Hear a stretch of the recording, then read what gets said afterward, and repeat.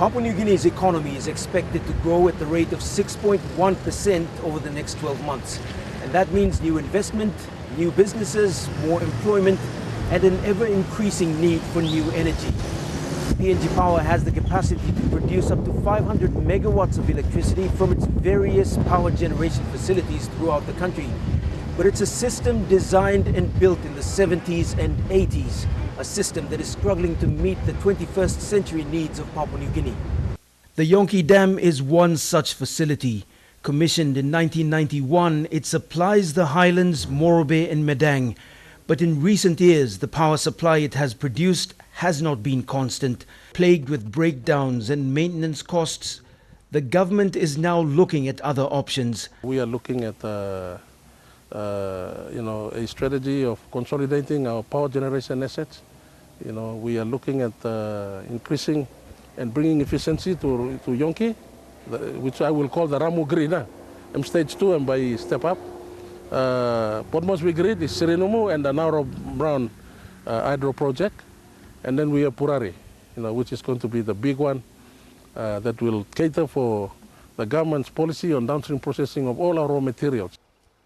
The strategy also takes into account the possibility of harnessing large reserves of geothermal energy in the East and West New Britain. PNG Power is also coming under the microscope. Its role is being examined. The company will have to be restructured to meet the needs of consumers. Some issue where Mipla government need to resolve, we have to assist the company to resolve that. For the first time in over 40 years, Papua New Guinea is seriously looking at new players in the energy market. In 3 years, a biomass power generation facility will be established in Morobe. Other energy alternatives, other companies are also being considered as key players in the energy sector. And there are outstanding issues. How do the people who own the resources and the land benefit? On Monday, the Kainantu MP Johnson Tuke, who officiated at the opening of a rural electrification project in Sonofi outside of Kainantu town, said Kainantu deserves much more. Na mipla papa tru blo resource mipla no gat power so meeting mo se mipla maskisim na em right.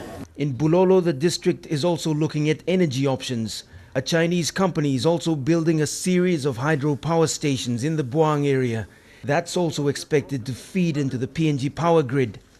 My plan for the Bulolo district is one day to become the power garden for this country. We are now putting a lot of the C centers into private provision of power.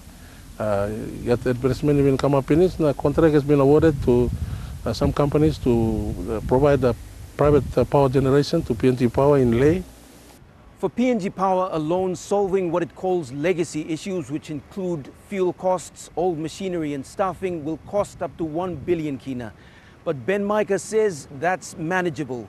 Funding will come from a range of sources, including the district, internal revenue from PNG Power, as well as external sources. Scott Waide, National MTV News, Leh.